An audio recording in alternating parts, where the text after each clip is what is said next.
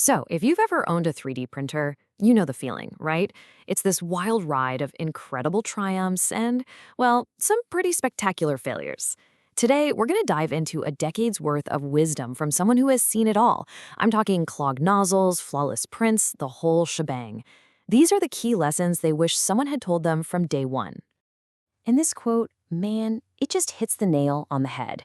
It really doesn't matter if you're a seasoned pro or you're just unboxing your very first printer.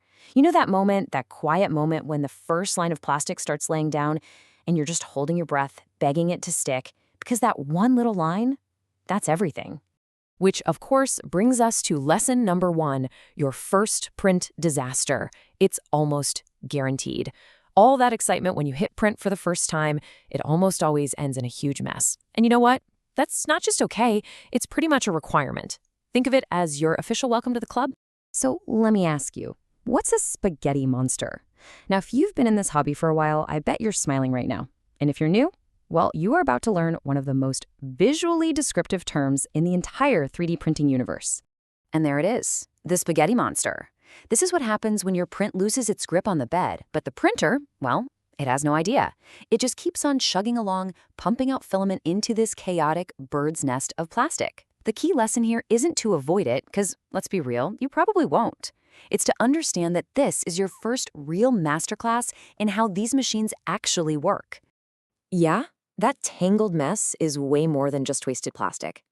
Think of it as your tuition fee for a crash course in, well, everything. You're suddenly dabbling in material science, a little bit of mechanical engineering, and maybe the most important skill of all, emotional regulation. Learning how to troubleshoot instead of wanting to just throw the printer out a window. Okay, so after you've cleaned up that first spaghetti monster, a light bulb goes off. You start to realize that almost every single epic fail can be traced back to one tiny little thing, and that is the all-important first layer. And here's the biggest mental shift. Realizing that getting a print to stick isn't just luck, it's a full-blown science. It's this delicate dance between your nozzle height, the bed temperature, airflow, even the brand of filament you're using. Mastering this isn't some secret trick. It's a true discipline.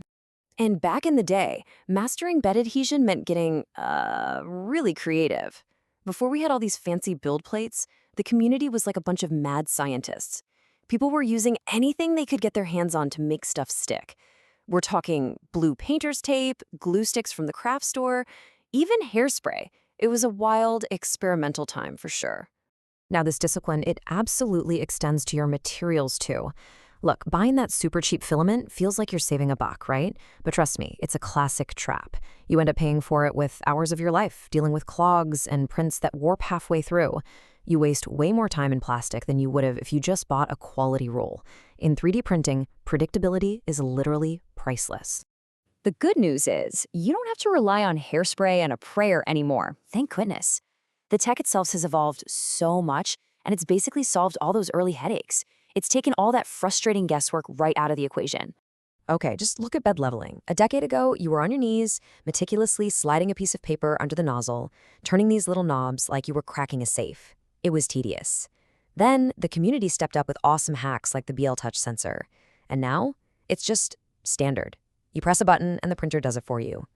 This one thing, this single evolution, has probably saved the community millions of hours of pure frustration. And it's not just the hardware. The software inside the printer, the firmware, it's like the machine's soul.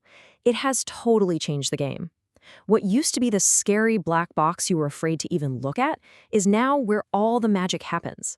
Modern firmware makes these super complex calibrations feel simple and can take a pretty good printer and make it absolutely great.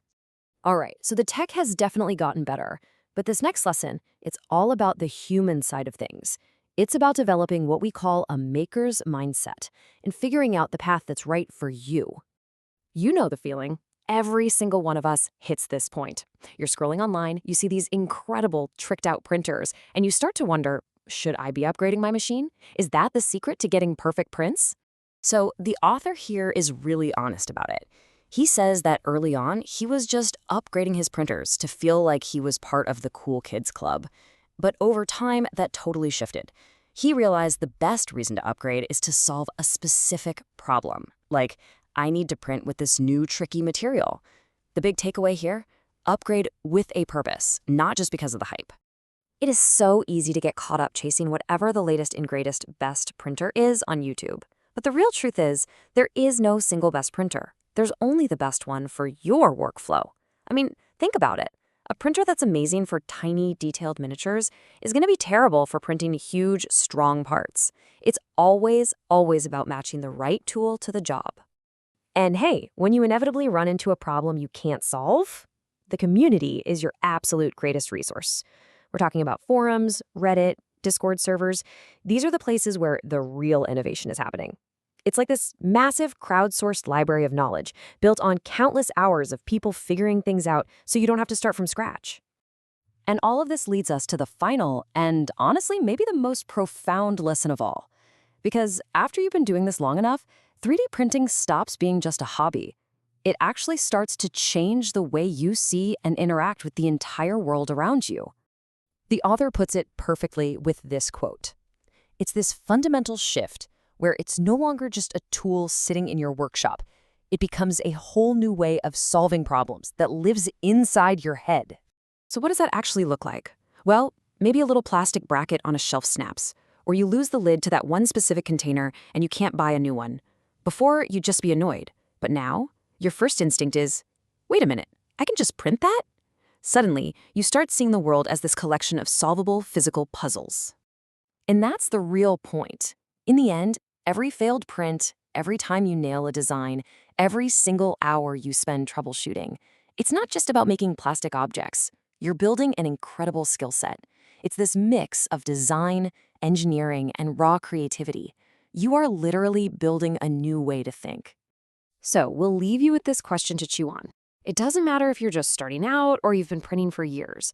The real magic of this technology isn't just in the objects it can make. It's in the problems it empowers you to solve. So what problem are you going to print a solution for?